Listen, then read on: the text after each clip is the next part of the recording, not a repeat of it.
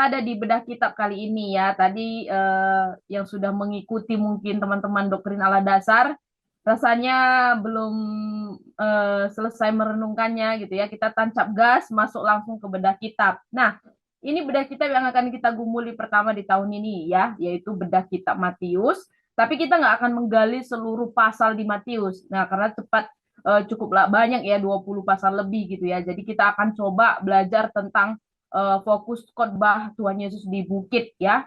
Nah, dan kami selalu perlu sampaikan kepada teman-teman, Bapak Ibu Saudara sekalian bahwa bedah kitab ini satu kelas dari Sabda yang menuntut Bapak Ibu bisa komitmen gitu ya di dalam kelas selama 1 minggu yang kita adakan.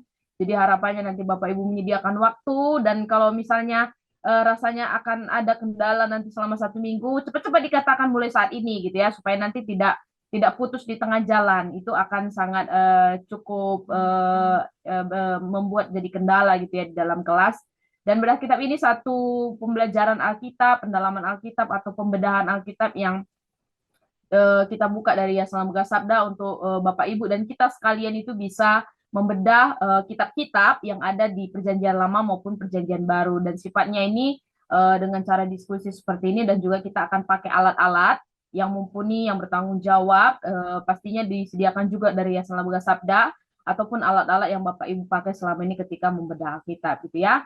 Nah, jadi tema kita adalah bedah kitab Matius, fokus pasal 5 sampai 7 tentang khotbah di bukit. Dan khotbah di bukit ini tuh bukan cuma sekedar ajaran tentang menjadi baik, tentang menjadi lebih oke gitu ya secara moralitas gitu. Tetapi fokus kita kali ini akan belajar tentang ajaran yang terbalik atau ajaran sungsang itu gimana gitu ya. Ini yang akan kita fokuskan di dalam 5 hari penggalian kita. Nah, ini agenda kita hari ini. Ada 6 agenda yang akan saya sampaikan. Nanti kita akan belajar sedikit tentang latar belakang Matius. Meskipun Bapak Ibu sudah belajar, nanti ada bahan-bahan juga yang bisa dipakai untuk memperlengkapi lebih lagi. Nanti kita akan lihat sedikit latar belakangnya, terus nanti akan ada pemahaman atau pemaparan yang akan saya sampaikan terkait penggalian kita khususnya untuk khotbah di bukit. Terus nanti kita akan menonton overview dari Bible Project yang bagian pertama aja karena videonya ada 2. Nanti ada sedikit pemaparan tentang alat-alat bedah kitab Matius, pelaksanaan kelas kita seperti apa dan metode yang kita pakai, dan yang terakhir adalah penutup. Ya, kita akan mulai ya Bapak Ibu Saudara. Nah, ketika kita belajar Injil Matius, kita tidak lepas dari yang namanya kanon gitu ya, karena ini 66 kitab, salah satunya kitab Matius ini yang dikanonkan gitu ya. Dan kitab Matius ini adalah salah satu dari kitab-kitab Injil ya, atau mau fokus lagi dalam Injil sinoptik ya, karena Yohanes tidak masuk. Jadi ada Matius, ada Markus, ada Lukas, ada Yohanes, itu 4 Injil yang ditulis dalam satu sudut pandang untuk menyatakan tema besarnya itu adalah Yesus Kristus. Kenapa harus 4 Injil? Kenapa nggak satu Injil? Itu nanti kita bisa belajar di pengantar Injil sinoptik aja, ada modulnya ya. Dia tidak di bedah kitab ini. Nah, jadi kita sudah lakukan bedah kitab untuk Injil itu sebenarnya ada beberapa yang sudah dilakukan ya. Kalau Bapak Ibu sudah mengikutinya mungkin masih mengingat kita pernah lakukan bedah Natal menurut Lukas, kita juga pernah membedah Paskah menurut Lukas. Jadi ada ayat Natalnya pasal 1-2, ada juga ayat Paskahnya ya pasal 19 sampai 24. Baru kita juga pernah membedah kitab Yohanes khususnya pasal 13 sampai pasal 17, dan ini baru tahun lalu kita buka. Nah, ini adalah 3 kitab yang sudah 2 kitab ya yang sudah kita gali di bedah kitab, dan kali ini tiba waktunya kita membedah kitab yang pertama di Perjanjian Baru, yaitu Injil Matius, fokus khotbah di bukit. Nah, kita akan belajar pengantarnya dari Injil Matius sendiri. Injil Matius ini ditempatkan di bagian pertama dalam kanon di Perjanjian Baru. Kenapa sih nggak Markus? Kalau kita lihat kulik sejarah kan Markus itu kitab pertama itu. Kenapa nggak Markus saja gitu ya? Ada maksudnya gitu ya, kenapa Matius itu ditulis sebagai pengantar di Perjanjian Baru dalam kanon, karena ada jembatan yang kuat ya antara Perjanjian Lama dan juga Perjanjian Baru. Terus yang bagian kedua, tema utama dari Injil Matius ini untuk menyatakan bahwa Yesus adalah Mesias dan dia adalah anak Allah yang hidup gitu ya. Jadi Matius menegaskan kepada seluruh pembacanya, khususnya orang Yahudi saat itu, bahwa penggenapan terkait janji Allah dari Perjanjian Lama kepada Israel itu tuh sudah dinanti-nantikan, dan itu dinyatakan melalui kelahiran Mesias. Makanya pasal pertama itu fokusnya tentang silsilah Yesus Kristus, mulai dari Daud dan lain sebagainya itu. Di bagian berikutnya, kitab ini merupakan satu Injil yang mencolok sifat keyahudiannya. Kenapa? Karena memang Matius orang Yahudi. Terus yang kedua juga kutipan-kutipannya ini masuk juga salah satu cirinya gitu ya. Kutipannya itu banyak sekali merujuk ke Perjanjian Lama, paling banyak dibandingkan Injil-Injil yang lain gitu ya.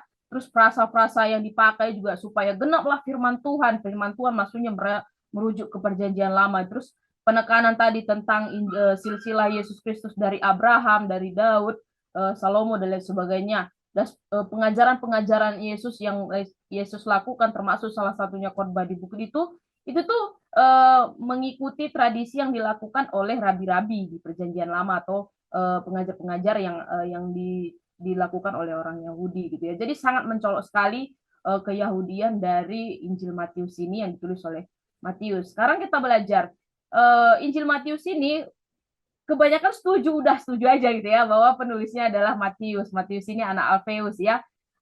Namanya yang lain juga disebut sebagai Lewi, dan Matius ini adalah murid Yesus dari 12 murid yang ada gitu ya. Dan bagaimana panggilan Bapak Ibu mungkin sudah mempelajari bagaimana Matius dipanggil oleh Yesus ketika dia adalah seorang pemungut cukai ya, pemungut cukai yang belum mengikuti Yesus saat itu, tetapi kita melihat bagaimana Allah yang luar biasa itu gitu ya. Orang pemungut cukai pun profesi yang sangat dipandang hina, yang sangat dipandang negatif oleh masyarakat Yahudi saat itu gitu ya. Karena satu sisi mereka kesannya itu bekerja untuk orang-orang Romawi, mereka juga kelihatannya tidak jujur karena bermain uang di sana gitu ya. Nah, Tuhan Yesus tidak melihat masa lalu itu gitu ya. Walaupun kalau dilihat murid-murid Yesus ini nggak memasuki semua kategori, termasuk salah satunya Matius ya. Kita melihat di sana Yesus memilih Matius sebagai salah satu muridnya gitu ya. Terus namanya itu merupakan kependekan dari Matatias yang artinya pemberian Yahweh atau pemberian Allah. Ini satu cerminan ya bahwa identitas yang baru yang dimiliki oleh Matius ya sebagai pribadi yang sudah diubahkan dan mengikuti Yesus setelah Yesus memanggilnya saat itu. Terus Matius ini menulis juga Injilnya untuk orang-orang Yahudi. Itu tadi ya, karena ada satu jembatan yang kuat dari Perjanjian Lama yang ditutup Maliaki, dan ada masa masa kegelapan 300 tahun ya sebelum Yesus lahir. Makanya Matius ini ditempatkan di kanon itu sebagai kitab pertama gitu ya. Karena memang kalau kita lihat Yesus datang dari keturunan Yahudi dan juga untuk menyelamatkan orang Yahudi gitu ya. Dialah Mesias yang dijanjikan, dan dialah yang sudah dinanti-nantikan sejak Perjanjian Lama, meskipun maksudnya bukan dalam pengertian raja politis. Nah, waktu penulisannya juga rata-rata diperkirakan sebelum tahun 70 Masehi, Bapak Ibu Saudara. Jadi ini sekitar 20 tahun kemudian gitu ya. Kalau tahun 30-an berarti setelah itu 20 tahun dia menuliskan Injilnya gitu ya. Dia adalah saksi mata langsung karena dia adalah murid Yesus. Ini berarti sebelum kehancuran Yerusalem, karena Yerusalem dihancurkan tahun 70-an saat itu ya, ketika Matius sudah pergi keliling ya. Matius tidak fokus di Yerusalem, dia keliling ke tempat-tempat lain gitu. Karena seluruh rasul kan memang keliling ya, seluruh rasul tercerai-berai untuk memberitakan firman Tuhan, khususnya tentang Yesus sebagai Allah gitu ya. Jadi ketika Matius memberitakan tentang Injil, termasuk juga menulis Injil Matius ini, dia meninggal sebagai seorang martir demi Kristus. Ya, rata-rata rasul-rasul dari Kristus, salah satunya Matius juga itu memang meninggal sebagai martir. Walaupun mungkin sejarahnya tidak langsung dikasih tahu di Alkitab gitu ya, tapi rata-rata Bapak Gereja menyetujui bahwa Matius mati sebagai martir, dan ada yang mengatakannya dia dibunuh dengan tombak ya. Nanti teman-teman juga bisa baca tentang kisah-kisah martir itu di beberapa buku yang ada. Nah, sekarang kita lihat bagaimana latar belakang Yahudi dalam Matius menuliskan Injil ini. Yang pertama, kenapa dituliskan? Karena memang ada satu ketergantungan, ada satu kekuatan dan jembatan yang kuat antara penyataan Allah, terus janji Allah dan membuat perjanjian lama yang merujuk kepada satu-satunya nama ya di atas segala nama, yaitu Yesus sebagai Mesias yang dinanti-nantikan gitu ya. Makanya garis besar silsilah Yesus itu bertolak dari Abraham. Berbeda kalau kita lihat di Lukas ya, ada silsilah juga, tapi di sana bertolak dari Adam ya. Kalau di Matius itu bertolak dari Abraham, karena Abraham adalah bapaknya dari segala bangsa, termasuk adalah dari keturunan Yahudi itu sendiri atau bangsa Israel sendiri gitu. Terus ditegaskan juga di dalam beberapa kali bahwa Yesus itu adalah anak Daud ya, di Matius 1 juga sudah disebutkan di sana, di Matius 9 dan lain sebagainya, bahwa Yesus itu adalah Mesias Raja yang bukan cuma sekedar dinantikan, tetapi dia adalah dari garis keturunan Daud, dan itu sama seperti apa yang sudah disampaikan di Perjanjian Lama gitu, satu harapan janji dari Raja Mesianik yang sudah memang dinantikan oleh orang-orang Yahudi dari keturunan Daud yang dihormati oleh bangsa Yahudi gitu ya. Terus ada beberapa istilah yang khas secara keyahudian seperti kerajaan surga. Istilah ini itu hanya Matius yang pakai ya, istilah kerajaan surga gitu ya. Jadi bukan cuma Yesus sebagai pengajar atau sebagai rabi gitu ya, tetapi dia sebagai raja yang menghadirkan kerajaan surga. Ini istilah khas dari Matius ya. Kerajaan surga di sini bukan artinya berbicara tentang sistem duniawi atau sistem politik, tetapi satu penghormatan gitu ya, untuk menunjukkan bahwa pembacanya adalah orang-orang Yahudi gitu ya. Terus ada beberapa kebiasaan-kebiasaan Yahudi juga yang ditampilkan tapi nggak memberikan alasan apapun. Dan ini menunjukkan satu kas yang juga menarik dari Injil Matius ini ya, seperti tentang hukum Taurat, beberapa kebiasaan dijelaskan juga di sana, tradisi-tradisi keagamaan, praktek-praktek budaya, itu khas banget di Injil Matius yang membedakan dia dengan Injil sinoptik lainnya ataupun Injil Yohanes. Nah, di bagian berikutnya kita bisa melihat next mungkin untuk slide-nya. Ini adalah tujuan dari Injil Matius. Bapak Ibu, beberapa bahan ini saya ambil dari modul pengantar Injil Sinoptik ya. Nanti Bapak Ibu bisa pelajari lagi kalau pernah sudah mengikuti kelasnya. Tujuannya adalah yang pertama untuk memberikan kepada pembacanya tentang kisah seorang saksi mata kehidupan Yesus, yaitu Matius sendiri ya. Bagaimana dia adalah saksi mata. Matius menulis bukan berdasarkan ilusi gitu ya, bukan berdasarkan asumsi, tetapi Matius menulis berdasarkan kesaksiannya, dan dia memang 3,5 tahun itu bersama-sama dengan Yesus.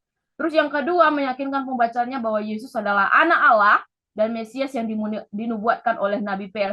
Kesannya ini saya sudah sampaikan beberapa kali dari tadi ya. Dia ingin menyampaikan bahwa ini loh nubuatan para nabi di PL itu udah digenapi loh di dalam pribadi ini gitu ya. Dan nubuat itu sudah tergenapi di dalam kelahiran Yesus Kristus. Dan ketiga, menunjukkan bahwa kerajaan surga dinyatakan dalam dan melalui Yesus Kristus dalam cara yang belum pernah terjadi. Kenapa dalam cara yang belum pernah terjadi? Karena sangat berbeda, sangat terbalik gitu ya. Bukan karena kekuatan politik, bukan karena kekuatan militer, tetapi berdasarkan apa yang Yesus lakukan dengan pengajarannya, dengan pemulihan-pemulihan yang dilakukan, dengan khotbahnya, dengan mujizatnya, dengan pengampunan dan lain sebagainya. Itu yang berbeda dan itu nggak pernah terjadi di muka bumi ini sebelumnya. Itu yang Yesus nyatakan. Terus di bagian berikutnya kita bisa melihat bahwa hampir semua orang Israel menolak Yesus. Wah, ini Matius sudah nulis capek-capek dia bersama dengan Yesus gitu ya. Tapi pada akhirnya memang ada penolakan-penolakan yang terjadi gitu dari bangsa Israel. Karena mereka mengharapkan ya Mesias yang dijanjikan yang datang itu bukan Mesias dalam seperti Yesus gitu ya. Bukan seperti itu yang mereka maksudkan gitu ya. Maunya mengeluarkan mereka dari penjajahan Romawi. Ya, itu sangat duniawi sekali. Tapi Yesus di sana datang sebagai Mesias rohani yang menyelamatkan bangsa Yahudi ya kalau percaya kepadanya. Dan di bagian terakhir memang sifatnya eskatologis ya, bagaimana di akhir zaman Yesus akan datang dalam kemuliaannya sebagai raja dan menghakimi memerintah semua bangsa. Kelihatan di pasal-pasal terakhir dari Injil Matius, Yesus di sana menjelaskan dengan beragam perumpamaan dan menjelaskan arti perumpamaan itu sendiri, bagaimana diharapkan bangsa Yahudi, bahkan juga kita pembaca setianya saat ini juga punya satu pengharapan yang pasti bahwa kerajaan Allah secara penuh pada satu kelak akan dinyatakan akan melalui kemuliaan dari Yesus Kristus. Nah, beberapa ciri khas dari Injil Matius ada kurang lebih 6, Bapak Ibu Saudara. Ajaran dan pelayanan Yesus di bidang penyembuhan itu disajikan secara paling teratur. Kesannya di sini kalau kita lihat di Injil Matius ini ya, Yesus itu populer sekali gitu ya, karena memang dari satu kota, dari satu desa, wilayah ke tempat yang lain itu banyak sekali pelayanan-pelayanan yang Yesus lakukan dalam hal pelepasan, dalam hal penyembuhan. Keren kan? Sama dengan beberapa mungkin kalangan hari-hari ini ya, yang tren sekali dengan mujizat-mujizat. Tetapi saat itu Yesus menyampaikan di sana bukan hanya cuma sekedar, oh aku bisa melakukan gitu ya, tetapi memang di dalam itu semua ada Injil, ada kabar baik yang ingin dinyatakan Yesus, yang memulihkan bukan cuma sekedar penyakit, tetapi juga secara rohani bisa dipulihkan. Terus 5 ajaran utama Tuhan Yesus, nanti kita akan lihat di slide berikutnya tentang 5 ajarannya ini. Tetapi ini menjadi satu bagian paling luas dari keempat Injil yang ada ya, yang menyatakan tentang pengajaran Yesus selama pelayanannya banyak sekali berkutat di Galilea, dan juga tentang hal-hal terakhir termasuk dalam hal akhir zaman ya.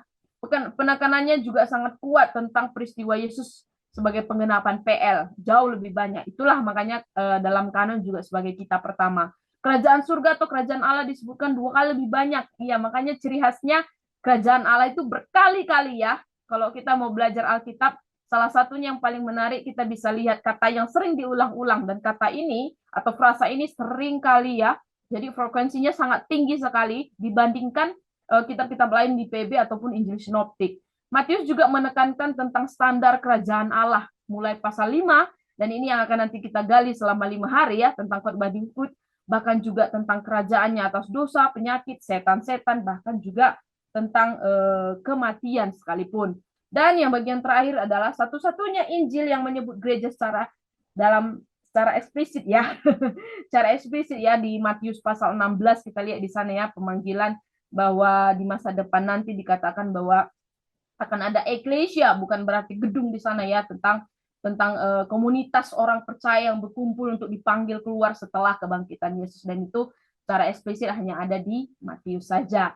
Nah, di bahan berikutnya nih 5 ajaran utama tadi yang saya maksud di bagian ciri khas itu, bagaimana Yesus mengajarkan ajaran-ajarannya ini kepada para muridnya. Dan ini yang akan kita gali di bagian pertama, yaitu Matius pasal 5 ayat 7. Hanya fokus ini saja. Ini aja kita nanti gali nggak habis-habis ya Bapak Ibu. Belum lagi pasal-pasal lainnya ya. Hanya 3 pasal yang akan kita gali ya, tentang bagaimana standar hidup kerajaan Allah itu gimana ya, melalui khotbah di bukit yang Yesus sampaikan kepada murid, dan juga pastinya kepada kita saat ini yang sangat terbalik, yang sangat sungsang dengan logika dunia. Dan ada pasal 10 juga di mana Yesus mengajarkan ketika dia memanggil 12 muridnya dan juga mengutus mereka, bukan hanya memanggil tapi ada tugas dan tanggung jawab mereka.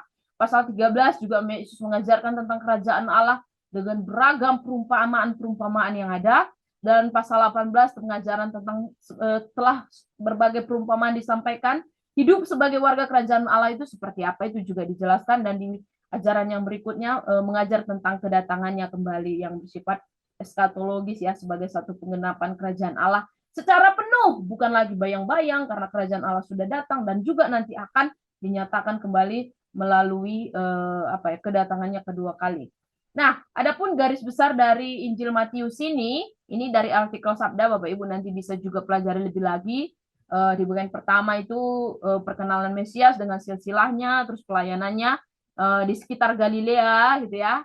Dan yang saya bold ini yang kita pelajari ya, ringkasan pelayanannya sampai kepada ajaran-ajarannya dari khotbah di bukit, terus ada juga di bagian ketiga puncak pelayanannya gitu ya, sebelum dia diadili, sebelum dia mati. Di bagian keempat baru Yesus ditangkap, diadili, disalibkan. Tapi di bagian terakhir bukan hanya selesai kitabnya di sana, menyatakan satu kedahsyatan yang luar biasa di bagaimana Yesus bangkit pada hari yang ketiga, dan menyatakan bahwa dia adalah Tuhan yang tidak mati lagi, tetapi dia bangkit. Itulah Paskah. Nah, Bapak Ibu Saudara, hari ini kita akan belajar tentang tema besar dari bedah kitab yang kita lakukan. Di dalam 5 hari kita akan menggali khotbah di bukit. Dan tema utama yang kita akan gali yaitu tentang kerajaan terbalik atau kerajaan sungsang.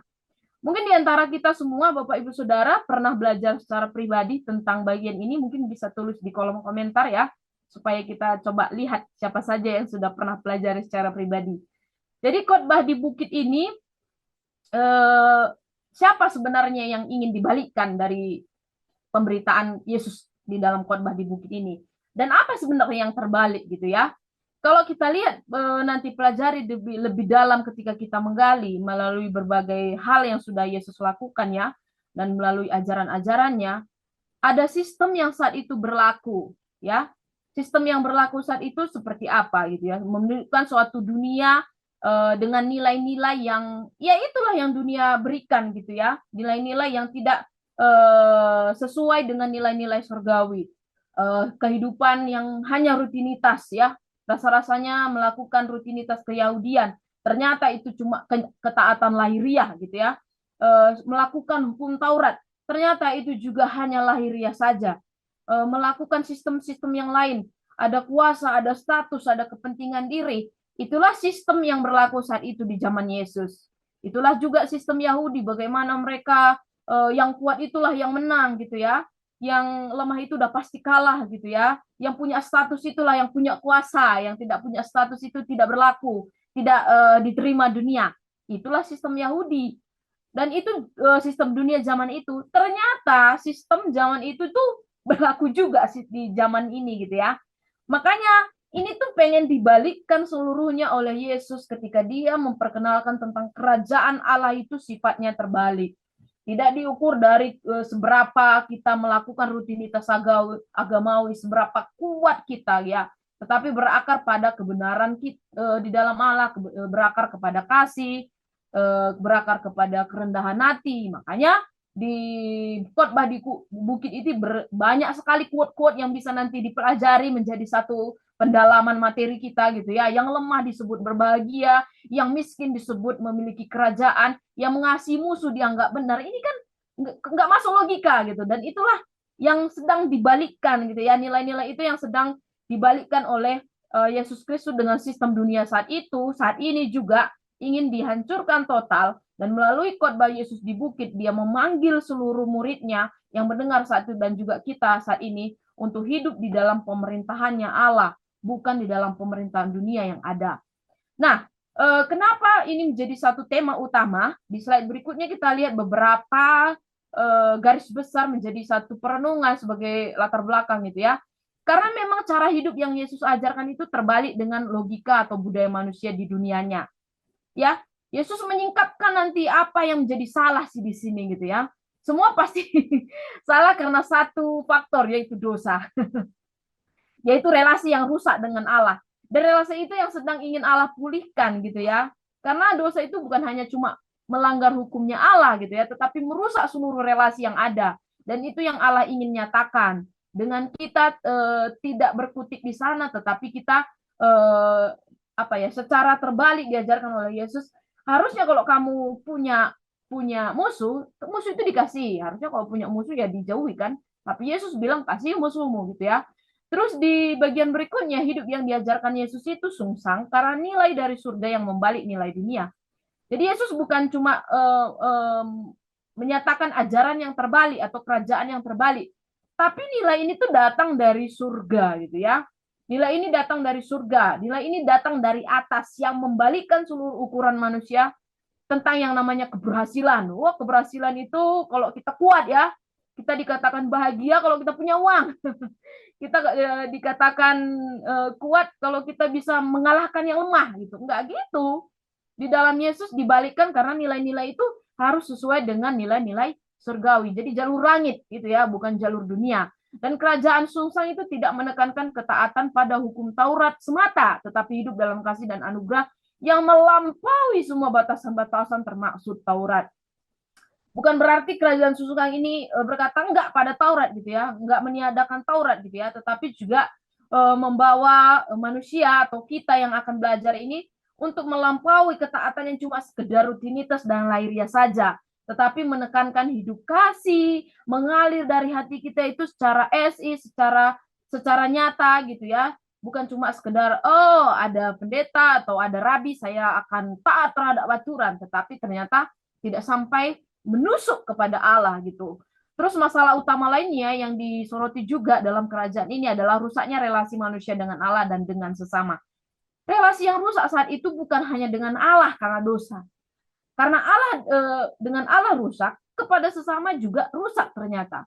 Dan ini yang coba Yesus mau sampaikan gitu ya, supaya relasi dengan Allah itu diperbarui.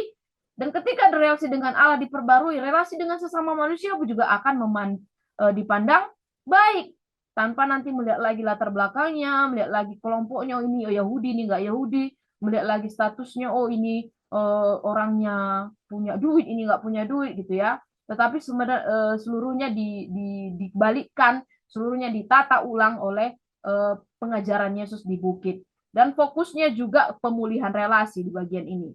Makanya relasi-relasi yang rusak itu yang ingin dihancurkan dan ingin dipulihkan, gitu ya. Terus relasi utama dengan Allah sebagai Bapa dinyatakan dari relasi manusia dan juga semua kalangan. Ya, jadi bukan hanya relasi utama dengan Allah gitu ya, tetapi juga dalam semua relasi. Dan ini yang ingin Allah singkapkan di hati kita yang terdalam, di balik seluruh hukum, di balik semua formalitas, di balik semua kehidupan-kehidupan yang lainnya. Ini yang ingin Allah sampaikan melalui pengajarannya. Sehingga fokus kita ketika kita nanti belajaran tentang khotbah di bukit ini, ada satu pemulihan relasi, bukan cuma sekedar aku baik, aku menjadi orang baik. Kalau mau belajar orang baik, nggak usah belajar Alkitab.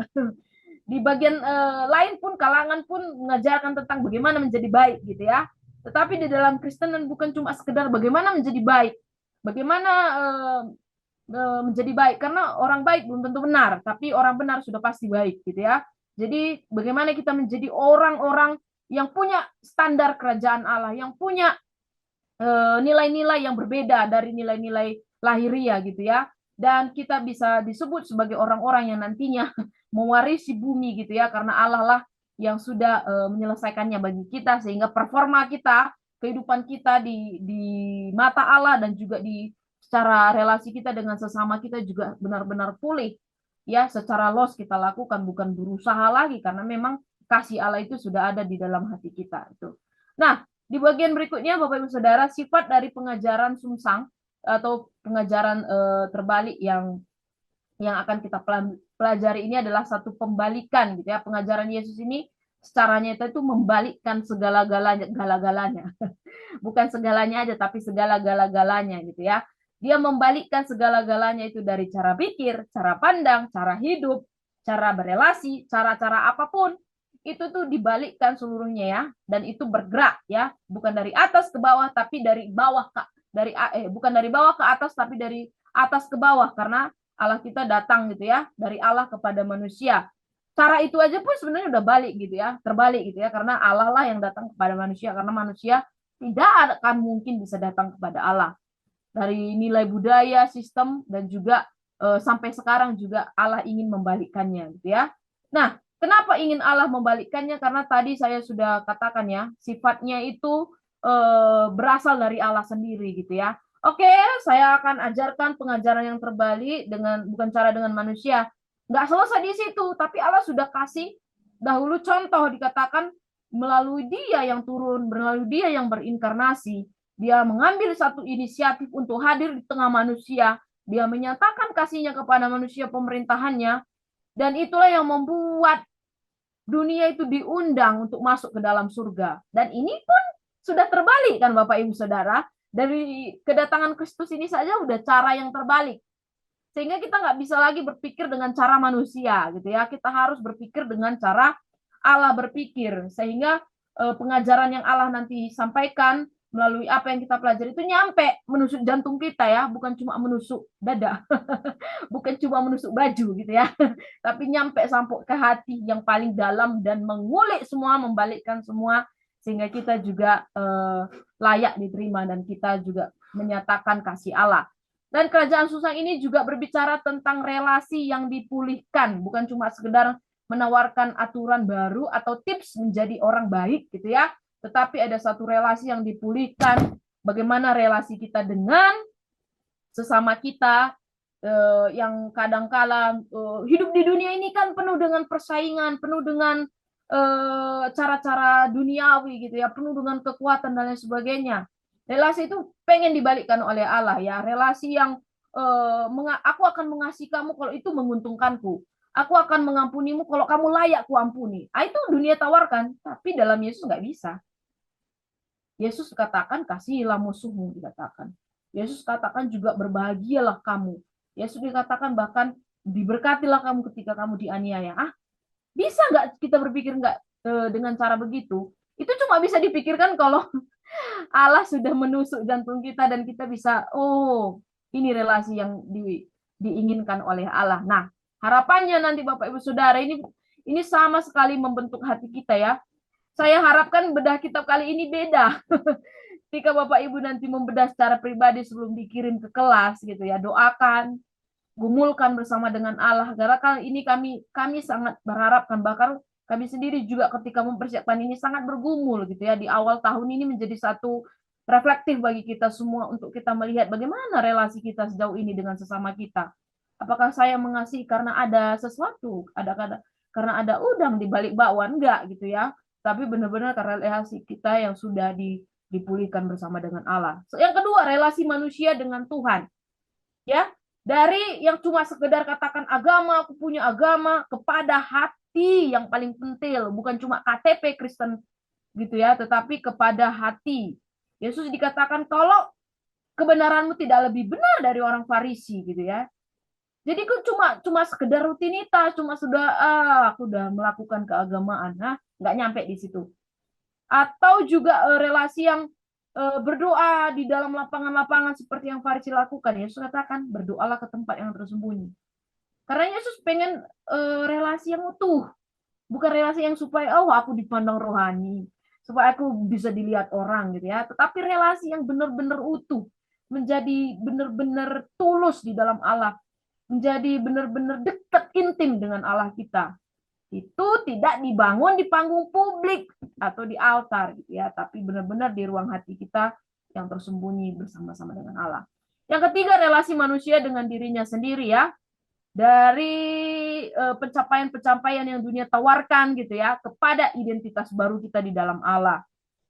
Ya, bagaimana dunia tawarkan, bagaimana dunia selalu ajarkan kekhawatiran dan kekhawatiran saja setiap hari. Tetapi nanti di Matius 6 dikatakan, janganlah kamu khawatir. Nah, jadi kerajaan surga itu mengajarkan sekali bagaimana hidup di atas Tuhan, bukan hidup di atas sesuatu yang dimiliki atau di atas kekhawatiran yang dimiliki. Dan harapannya bagian ini bisa kita tangkap bersama sehingga tujuan hidup dan nilai hidup kita, baik itu sesuatu yang penting, bahkan selama ini mungkin kita tidak pikir penting, tetapi penting, nilai sosial, nilai agama itu semua bisa dibalikkan dan kita bisa menilai diri kita sehingga kita mengalami transformasi hidup di dalam Allah. Ya, Bapak Ibu Saudara, harapan sifat dari pengajaran itu bisa kita tangkap sama-sama ya. Nah, di bagian berikutnya, pendekatan yang akan kita lakukan di dalam diskusi kita adalah bukan cuma sekedar share informasi. Kita nggak cuma kita khotbah di bukit ini kita nggak belajar kuliah etika. Bukan cuma sekedar kumpulan prinsip hidup menjadi satu tips hidup dan kumpulan quote yang akan saya posting gitu ya. Tapi yang paling mengguncang hati kita harusnya itu mengguncang fondasi hidup kita, bagaimana konfrontasi kita secara rohani dengan Allah gitu ya.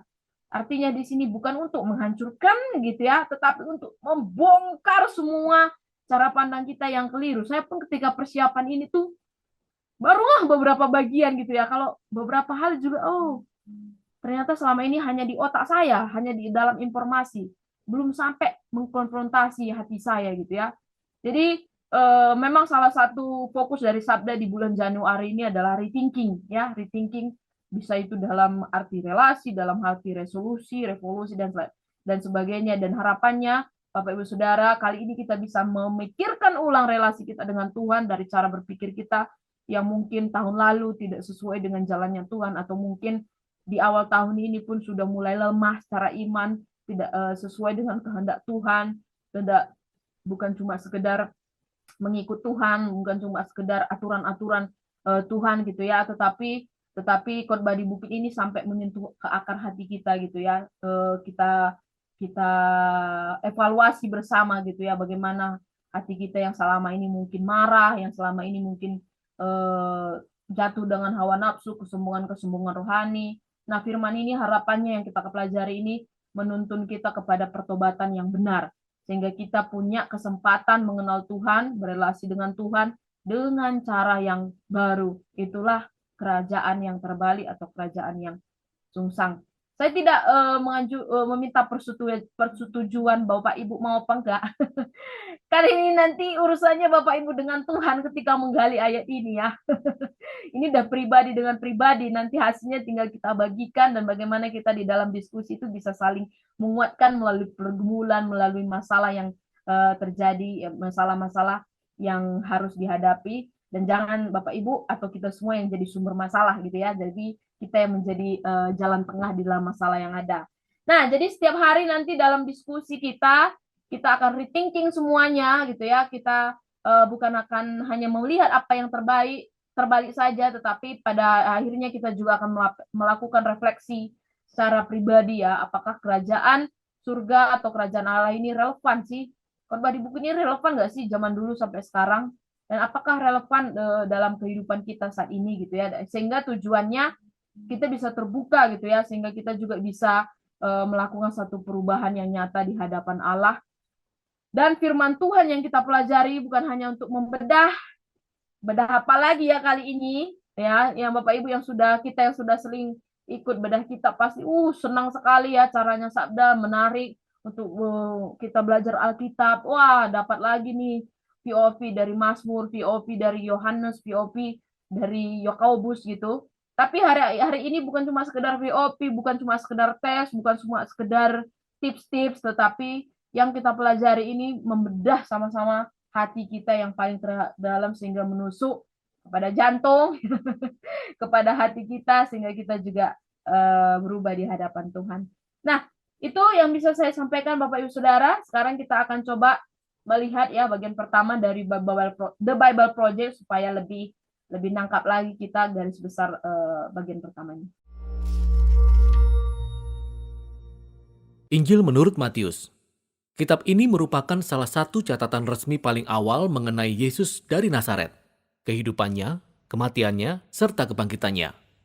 Kitab ini memang tidak menyebutkan nama penulisnya, tetapi tradisi paling awal yang terpercaya menghubungkan kitab ini dengan Matius si pemungut cukai, yang merupakan salah satu dari 12 murid yang dipilih Yesus. Bahkan Matius sendiri kisahnya muncul dalam kitab ini.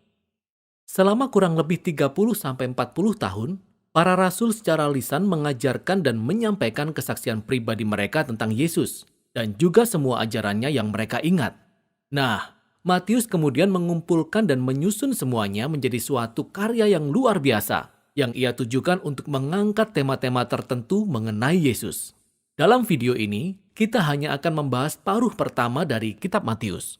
Secara khusus, Matius ingin memperlihatkan Yesus sebagai kelanjutan dan penggenapan dari seluruh kisah Alkitab mengenai Allah dan bangsa Israel. Yesus sebagai Mesias dari garis keturunan Daud, sebagai guru yang baru yang penuh kuasa seperti Musa, dan tidak hanya itu, Yesus juga menjadi Allah yang beserta dengan kita atau dalam bahasa Ibrani disebut Immanuel.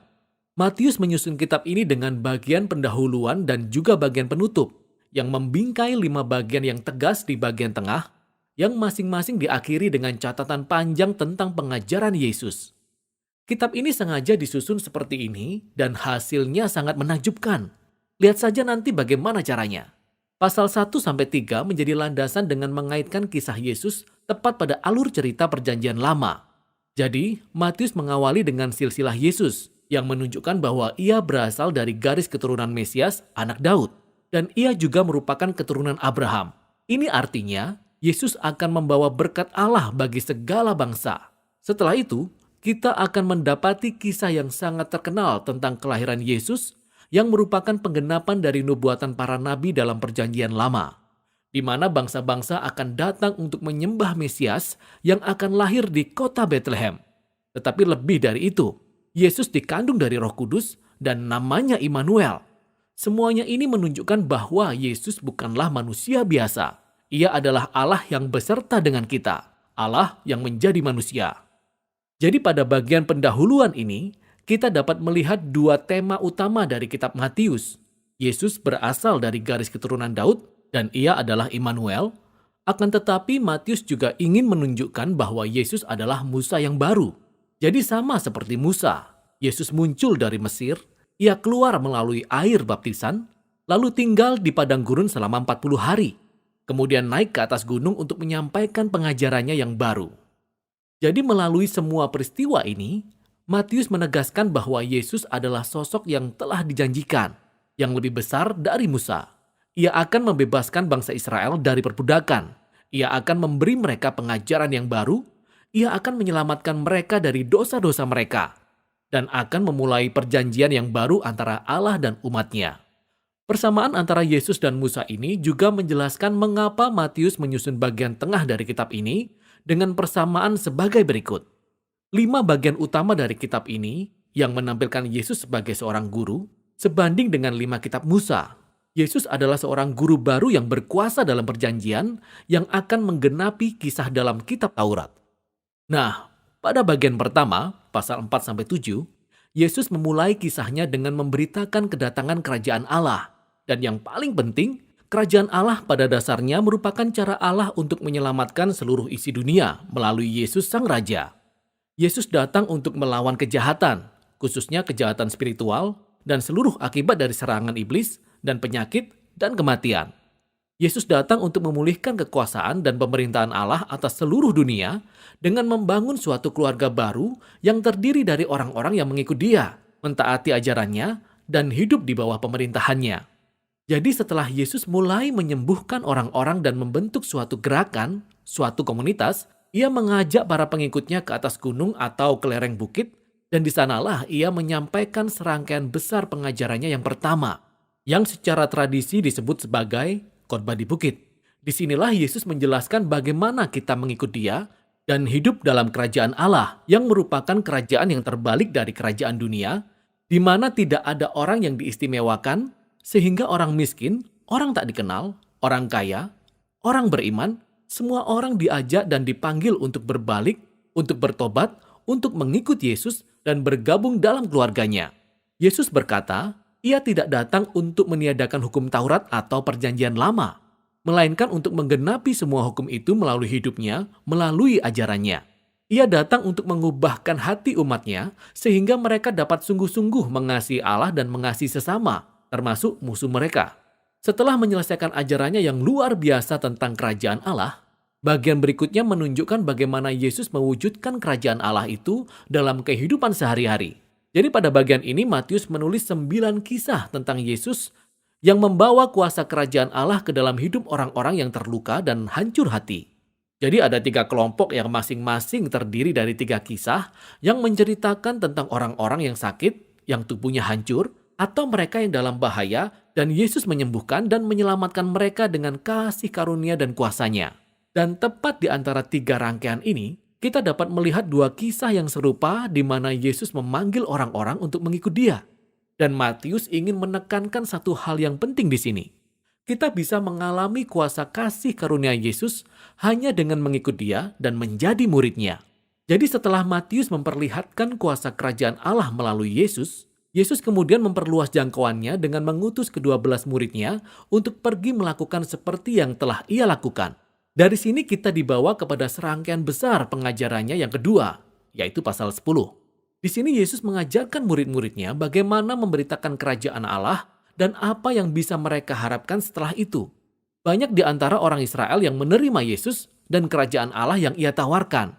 Tetapi tidak demikian dengan para pemimpin Israel. Mereka bisa kehilangan banyak hal jika mereka bertobat dan menjadi murid Yesus. Jadi Yesus tahu bahwa mereka akan menolak Dia dan menganiaya para pengikutnya. Dan ini benar-benar terjadi. Dalam bagian selanjutnya, pasal 11-13, Matius merangkum sejumlah kisah tentang bagaimana orang-orang menanggapi Yesus dan ajarannya. Nah, tanggapannya ada bermacam-macam. Dalam beberapa kisah ada respon yang positif. Orang-orang mengasihi Yesus dan mereka memandang Dia sebagai Sang Mesias. Sementara, ada juga yang lebih netral seperti Yohanes Pembaptis atau seperti anggota keluarga Yesus sendiri. Mereka menyatakan bahwa Yesus bukanlah seperti yang mereka bayangkan. Lalu ada para pemimpin Israel, mereka sangat negatif. Ada juga kaum Farisi dan ahli kitab suci, mereka semua beramai-ramai menolak Yesus. Mereka menganggap Yesus sebagai guru palsu yang menyesatkan banyak orang. Mereka beranggapan Yesus menghujat Allah dengan pernyataan-pernyataan yang meninggikan dirinya sendiri. Akan tetapi Yesus tidak terkejut atau terganggu dengan semua tanggapan yang beragam ini.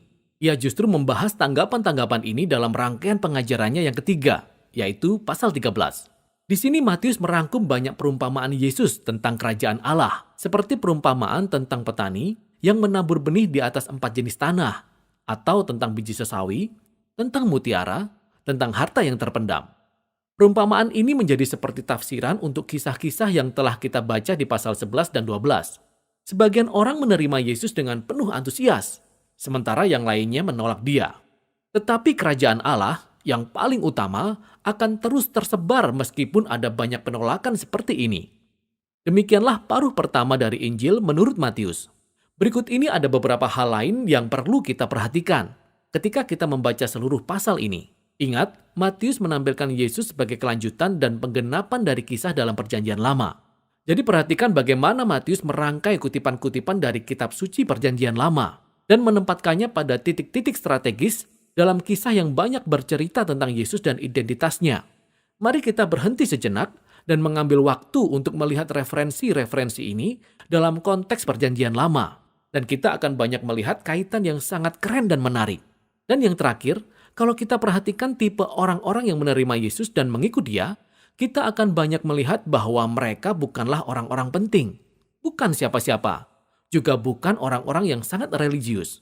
Mereka ini adalah orang-orang yang diubahkan karena iman percaya mereka kepada Yesus dan karena mereka mengikut dia. Justru orang-orang yang religius dan tinggi hati yang merasa tersinggung oleh Yesus. Jadi, bagaimana kelanjutan dari konflik antara Yesus dan para pemimpin Israel ini? Inilah yang akan menjadi inti dari paruh kedua kitab Matius. Kalau Bapak Ibu ingin infografisnya yang secara lengkap itu bisa langsung dapatkan aja di situs Alkitab Sabda ya, karena memang sudah ada nanti Bapak Ibu bisa klik ayatnya terus lihat bagian tab itu bagian media sudah ada di sana untuk infografisnya. Ya ini bagian penting yang akan kita lihat tentang kerajaan terbalik. Nah, Bapak Ibu Saudara, kita akan lanjut ya untuk alat-alat yang kita akan pakai dalam penggalian kita ya. Ya, memang kami terus sampaikan walaupun mungkin kita sudah sering belajar Alkitab, terus kita ingatkan bersama bahwa ketika kita belajar Alkitab itu ada alat-alat yang kita perlukan gitu ya supaya penggalian atau survei beberapa latar belakang yang sedang kita lihat itu tuh tidak lari dari konteks gitu karena kita sudah pelajari dan itu tuh sudah ada di beberapa alat digital dari Sabda termasuk juga AI ya karena ada 5 alat studi Alkitab termasuk kali ini sudah nggak 5 lagi tapi 6 ada Alkitab GPT gitu ya. Nah untuk yang bagian Alkitab sudah sering dipakai kamus juga untuk melihat daftar istilah Alkitapedia ini bisa dikatakan sebagai buku latar belakang atau pengantar gitu ada petanya ada tafsiran ini sebagai pembanding tapi perlu dilihat ketika hasil kita sudah ada ya jangan mengutip tafsiran as is gitu ya karena itu tulisan orang lain dan juga ada Alkitab GPT. Nah, next untuk Alkitapedia ini Bapak Ibu ada pasal, ada ayat dan juga ada AI-nya gitu ya. Jadi Bapak Ibu bisa memakainya juga untuk ngerti konteksnya per pasal itu seperti apa. Itu sudah terangkum semua, bahkan juga ada AI untuk kita bisa melihat ringkasan bahkan pengantar dari AI yang sudah di training terlebih dahulu dalam Badeno AI ya, baca dengar nonton AI. Untuk Alkitab GPT ya, sebelum Alkitab GPT ada satu sistem yang paling besar juga itu Alkitab Sabda. Nah, di sini beberapa bahan tadi yang Bapak Ibu sudah pelajari itu saya ambil juga dari sini ya karena sangat lengkap sekali. Jadi bisa didapatkan juga untuk beragam walaupun kecil-kecil gini tuh satu klik itu isinya ribuan ilmu yang sifatnya daging ya. Jadi kaya sekali ya ketika kita belajar dari situs Alkitab Sabda ini untuk kita bisa memahami firman Tuhan yang sedang kita pelajari. Nah, untuk Alkitab GPT juga sangat menolong sekali ya karena teknologi itu yang sudah di-grounding atau sudah di-training dari lembaga Sabda, kita bisa melakukan studi Alkitab ya sebagai alat bantu kita, asisten kita, bahkan teman kita ketika kita belajar ya. Saya yakin Bapak Ibu udah sering pakai Alkitab GPT dalam persiapan bedah kitab maupun juga dalam penggalian secara pribadi ya. Dan ada banyak dataset yang sudah dibuat juga di sana ya, sehingga resource yang ada itu sudah dipastikan bertanggung jawab dan sesuai dengan konteks Alkitab ya. Dan selain itu juga ada yang membuat Alkitab GPT ini apa bedanya Chat GPT itu sering pertanyaan sudah masuk di FAQ nanti Bapak Ibu bisa lihat aja di situ saya yang pasti fiturnya sangat banyak, fungsinya sangat banyak, dan itu sangat berkaitan dengan data-data yang sudah Sabda sediakan, gitu ya. Jadi membuat Alkitab GPT itu berbeda dengan AI lainnya. Ya, cara aksesnya juga mudah, kemana saja Bapak Ibu bisa, dari situs, dari App Store, dari GPT Store, dari Play Store, dari Discord dan lain-lain tuh sangat bisa karena tersedia di beragam platform dari ya Selamga Sabda. Selain Alkitab GPT juga ada Badeno, baca, dengar, nonton. Ya, ini Smart Bible tapi bukan juga smart, tapi sekarang udah Media Bible untuk kita bisa membaca ayat-ayat, mendengar ayat-ayat, dan juga menonton ayat-ayat ya. Jadi tidak fokus cuma membaca dengan teks. Yang suka visual ya silakan dengar videonya, yang suka dengar ya silakan juga mendengar. Bahkan juga ada tambahan-tambahan plus ya, menjadi berkat untuk kita bisa belajar dari Badeno AI yang sudah juga di training pastinya. Nah, ini beberapa bahan-bahan atau alat yang bisa Bapak Ibu nanti dalam persiapan penggalian ayat-ayat dari khotbah di bukit ya, bisa dilakukan dari Alkitab GPT, dari Badeno, dari sumber-sumber lain, bahkan juga dari tools lain yang pastinya harus bertanggung jawab dan juga sesuai dengan firman Tuhan ya. Bisa juga dengan metode Square ataupun metode-metode lainnya ya. Ya, ini komunitasnya untuk WhatsApp group dari Badeno. Bapak Ibu bisa join kalau mau, nanti dipandu oleh admin ya untuk bergabung di komunitasnya. Sekarang kita akan belajar tentang bagian yang kelima ya, tentang pelaksanaan kelas. Mungkin kita akan agak lama di sini ya, karena saya akan coba jelaskan tentang pelaksanaan kelas kita seperti apa. Ya, yang pasti ketika kita dalam kelas ini nanti kita punya metode ya. Dan Bapak Ibu terserah mau pakai metode, ada yang apapun bisa, yang pasti pakai metode. Jangan nggak pakai metode gitu ya. Kita selalu sarankan Bapak Ibu ketika menggali pakai metode ya, entah itu simak belajar analisa doa diskusi SABDA, entah itu Square ya, amati investigasi ajaran dan juga implementasi, atau baca gali Alkitab, atau observasi interpretasi aplikasi, atau working with God, atau metode apapun. Ada ratusan metode yang bisa Bapak Ibu pakai ketika belajar dalam persiapan secara mandiri sebelum kita berdiskusi ke kelas. Dan ketika kita menggali nantinya beberapa prinsip-prinsip penggalian, karena ini juga masuk dalam pembedah atau menafsir firman Tuhan, beberapa tips yang bisa kami sampaikan Bapak Ibu. Baca dulu ayatnya, walaupun mungkin nanti kita nggak menggali satu pasal ya setiap hari, hanya mungkin 16 ayat, hanya mungkin 20 ayat gitu ya. Tapi jangan baca 20 ayatnya, baca satu pasal. Sehingga kita bisa paham konteksnya. Kalau mau ya baca pasal sebelumnya, kalau mau ya baca pasal sesudahnya. Kalau mau ya pahami, baca lagi Matius 1 mulai ya, kalau ada waktu yang cukup ya. Jadi jangan mengambil ayatnya secara lepas, yang terlepas dari konteksnya, baca seluruhnya ya, baik dalam konteks dekat maupun dalam konteks jauh. Dan pelajari juga konteks penulisannya. Tadi ini sebenarnya konteks penulisannya yang saya paparkan di awal tadi ya, ditulis tahun berapa, siapa yang nulis, bagaimana tujuannya, dan lain sebagainya, nanti masih bisa dikayakan dengan pembelajaran mandiri oleh Bapak Ibu. Terus yang ketiga, gali latar belakangnya ya.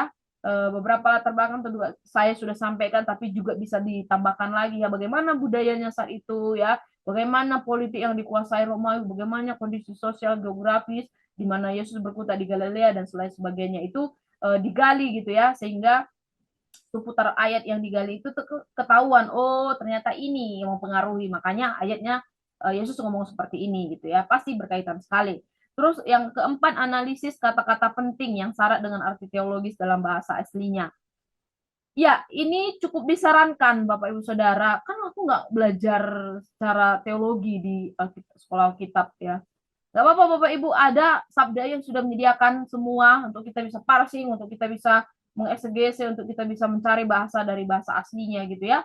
Sehingga kita benar-benar ngerti, oh dari akar katanya itu artinya ini tuh. Kata bahagia ini kalau dibedah artinya apa gitu ya secara bahasa Yunaninya. Nanti analisis kata-kata penting yang sering diulang-ulang. Dan yang terakhir adalah lakukan eksegese, mengeluarkan apa yang Alkitab mau, bukan memasukkan apa yang ada di pikiran kita. Kalau kita memasukkan apa yang di pikiran kita, itu eksegese ya, karena penulisnya itu sudah dapat wahyu dari Allah untuk menuliskannya gitu ya. Jadi jangan lagi kita tambah-tambahin ya, itu jadi ayat kita sendiri nanti ya. Jadi jangan memasukkan ayat yang kita mau, tetapi keluarkanlah apa arti dari ayat-ayat yang kita gali. Dan langkah kita menggali atau membedah kitab Injil Matius ini, yang pasti Ini metode yang sering juga kita lakukan, berdoa terlebih dahulu, terus habis itu baca-baca-baca, dengar-dengar atau nonton, terus lakukan penggalian pasal-pasal yang berdasarkan format nanti yang akan saya sampaikan, terus digali, digali terus ya. Semakin lama waktu kita menggali, sebenarnya semakin banyak yang kita dapat, Bapak Ibu. Tapi semakin sedikit kita menggali, semakin sedikit yang kita dapat. Kalau kita nggak menggali hanya kutip sana sini, itu penggalianku, itu hati-hati. Kita nggak menggali apa-apa sebenarnya. Ya, itu Bapak Ibu harus benar-benar catat, benar-benar gali, benar-benar olah ya. Jangan mengambil sumber sana sini tetapi nggak diolah gitu ya, nggak melewati pikiran dulu. Itu hanya memindahkan dari kutipan orang kepada kelas. Nah, itu nggak nangkap nih nanti di pikiran atau di otak kita atau bahkan sampai ke hati kita karena tadi pengajaran kali ini tuh cukup mendalam gitu. Terus di bagian kelima tangkap apa yang digali, habis itu tangkap juga pelajaran tentang tema utama kita ya. Jangan lepas dari temanya, jangan buat tema sendiri. Ya karena beberapa kali beda kitab ini banyak rekan-rekan yang membuat tema sendiri. Padahal kita sudah batasi temanya ya. Kita kali ini akan membahas tentang kerajaan Sunsang dari ayat-ayat yang akan digali, Bu. Jadi Bapak Ibu harus berfokus kepada temanya ya. Terus tentukan aplikasi yang didapat. Habis itu bagikan hasilnya ke kelas diskusi dan pasti cantumkan referensinya. Lebih lanjut lagi ini format atau hasil penggalian yang akan kita pelajari bersama-sama dan ini nanti akan kami bagikan. Yang pertama, Bapak Ibu baca ayatnya. Entah nonton, entah dengar terserah. Yang pasti baca seluruh ayatnya dan pilih nanti ayatnya gitu ya. Bukan misalnya hari pertama kita menggali 16 ayat dari pasal 5 ya. Langsung dikasih tahu fakta-faktanya, tapi ayat yang mana yang digali nggak tahu. Bapak Ibu harus catat kali ini ayat yang digali. Misalnya saya belajar ayat pasal 5 ayat 1. Dimasukkan ayatnya, ayat yang digali. Gitu ya Bapak Ibu Saudara, benar-benar dimasukkan ayatnya, jangan sampai ketinggalan. Di bagian kedua nanti Bapak Ibu menggali fakta-faktanya gitu ya tentang kerajaan terbalik atau kerajaan Sungsang ya.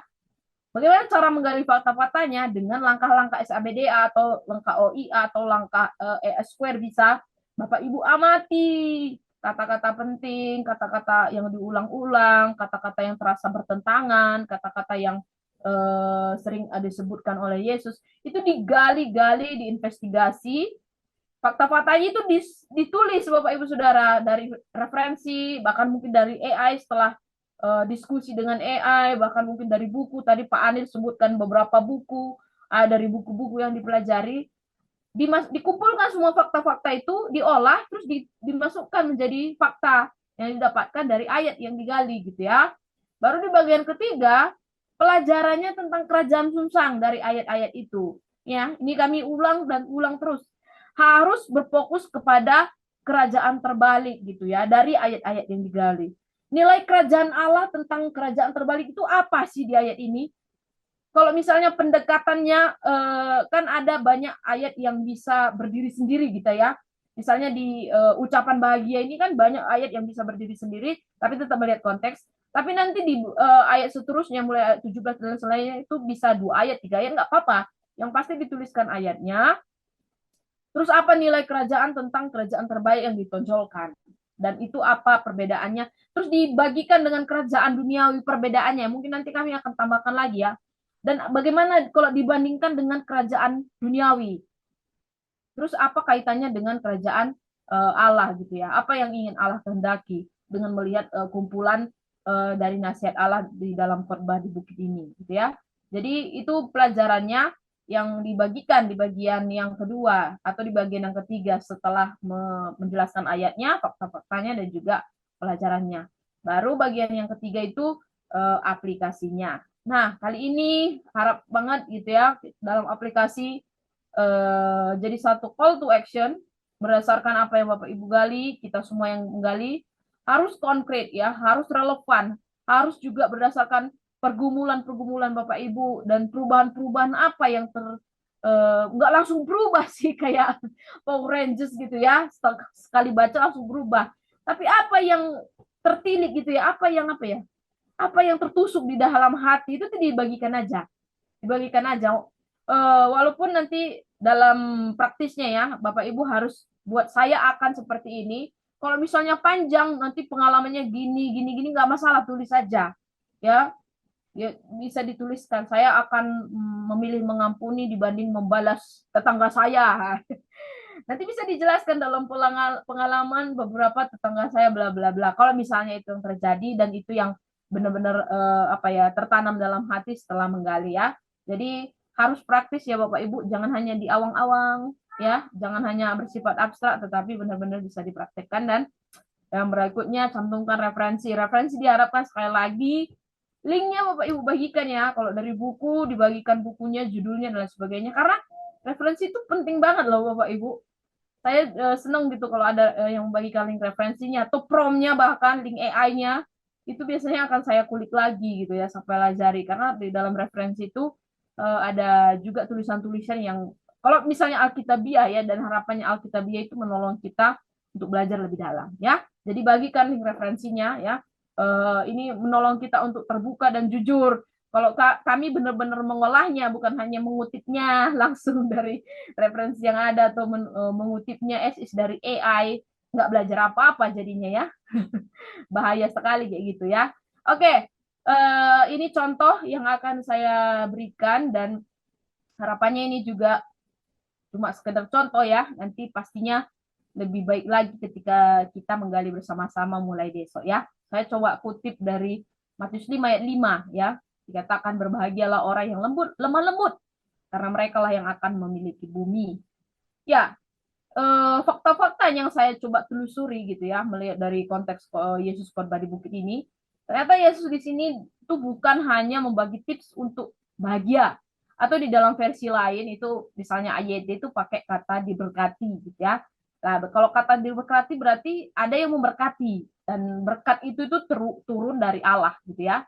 Jadi Yesus sedang menyampaikan ucapan berkat di sana gitu ya, dan kata lemah lembut itu tuh diulang 3 kali dalam perjanjian baru. Memang ada beberapa, nggak selalu sama artinya, ada yang memakai meek, ada yang memakai humble, ada yang memakai gentle gitu ya, ada beberapa istilah kata yang cukup berbeda, tapi memang artinya lebih dalam gitu ya. Ketika Yesus katakan berbahagialah orang yang lemah lembut, bukan berarti orang yang lemah lembut ini berarti lemah orangnya gitu ya. Bukan ya, orang yang lemah lembut itu bukan berarti orangnya itu lemah gitu ya, tetapi orang yang lemah lembut ini itu orang yang punya kekuatan.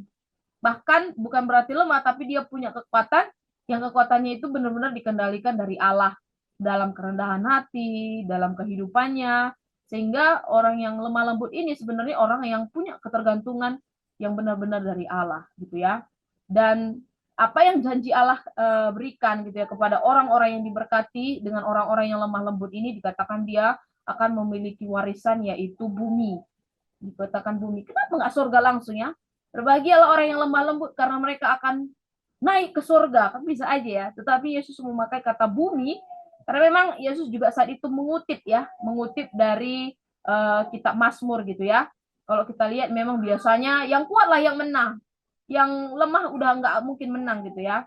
Tetapi dalam kerajaan susang Allah memberikan satu pengajaran bahwa Allah yang memberi bumi, dan itulah yang diberikan kepada orang-orang yang lemah lembut, orang-orang yang akan memiliki bumi. Ini satu janji secara eskatologis ya, yang diberikan Allah kepada kita. Dan inilah kerajaan yang terbalik ya, bukan karena kita lemah gitu ya, tetapi tidak sombong dan juga bisa menguasai diri dan lain sebagainya. Ya, pelajaran tentang kerajaan terbalik yang saya dapatkan, Yesus mengajar tentang kerajaan terbalik, bahwa Allah yang memberi warisan.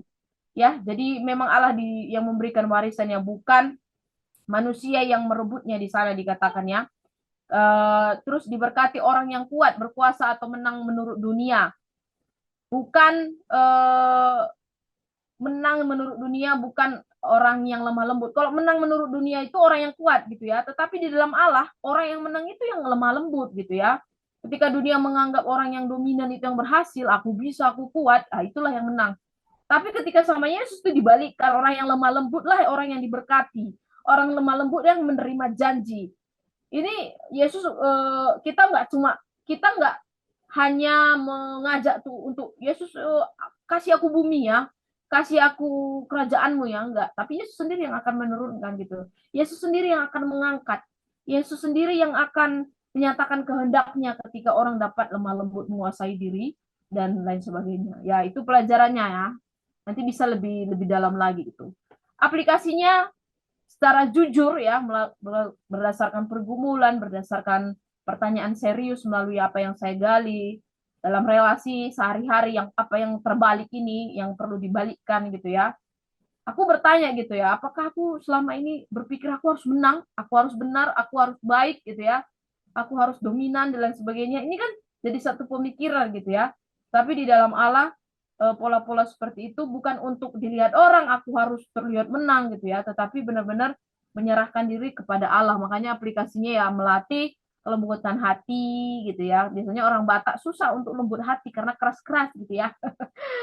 Tapi di sini belajar lagi untuk melatih kelembuan hati dengan cara apa ya, praktisnya Pak, banyak mendengar, nggak langsung impulsif tiba-tiba langsung ngomong tanpa memikirkan terlebih dahulu gitu ya, dan juga belajar menguasai amarah ketika menerima teguran. Biasanya orang yang lembut hati itu akan belajar untuk mendengar, dan kalau ada teguran nggak langsung nyalahin, bukan bukan aku yang salah gitu ya, tetapi menilik dulu secara tajam apa maksudnya dan apa yang penting untuk diubah gitu. Dan referensinya juga cukup banyak. Saya nggak cantumkan linknya ya, nanti teman-teman cantumkan linknya mohon, karena tidak cukup untuk slide-nya, tapi dalam penggalian harap linknya dicantumkan. Itu contoh hasil penggalian dan hari diskusi kita Bapak Ibu Saudara ya, mulai besok. Jadi kita nggak baca pelajari per pasal tiap hari ya, karena memang cuma 3 pasal. Nanti hari Kamis kita mulai 16 ayat aja, ayat pasal 5, terus hari Jumat itu ayat pasal ayat 17 sampai 48, hari Sabtu pasal 6 ayat 1 sampai 18, hari Selasa itu, hari Senin itu pasal 6 ayat 19 sampai 34, dan Selasa itu pasal 7 ya. Selasa full pasal 7, dan nanti ada sharing berkat, evaluasi, kelulusan, dan juga pengiriman sertifikat. Mungkin itu yang bisa saya bagikan sebagai penutup dalam diskusi sebelum saya serahkan ke Kak Bima, karena waktunya ternyata cepat juga ya. Ya, ini ayat yang saling terkenal, kita tutup mata aja pun kayaknya sudah bisa kita tahu ayat ini ya. Dikatakan, carilah dahulu kerajaan Allah dan kebenarannya, maka semuanya itu akan ditambahkan kepadamu. Kali ini Bapak Ibu Saudara, saya harap kita bukan hanya membuka Alkitab, meneliti teks Alkitab, tetapi kita minta supaya Alkitab bisa meneliti hati kita gitu. Hati kita bisa diteliti oleh Alkitab ya. Dikatakan carilah dahulu kerajaan Allah ya. Kerajaan sungsang, kerajaan terbalik yang Yesus bawa itu bukan kerajaan yang nyaman. Enggak nyaman sama sekali ya.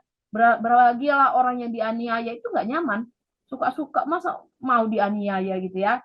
Enggak sesuai kadang juga dengan logika kita. Dan ini pasti membalik cara kita berpikir, cara kita menilai gitu ya. Bukan apakah ajaran ini masuk akal di otakku apa enggak, tetapi apakah aku bersedia ditelusuri oleh firman Tuhan, karena firman Tuhan melalui khotbah di bukit ini dapat membedah kita, hati kita, sehingga ke akar-akar motivasi kita bisa dirapikan kembali, dibersihkan, dicuci ulang. Kata Pak Mei selalu dicuci gitu ya, supaya kita benar-benar sesuai dengan apa yang Tuhan mau ya, membangun relasi dengan kerajaannya ya, bukan mengejar rasa aman dahulu baru kerajaan Allah, pengakuan dulu baru kerajaan Allah, tetapi kerajaan Allah dulu baru nanti endingnya berkatnya dinyatakan, semuanya itu akan ditambahkan. Amin.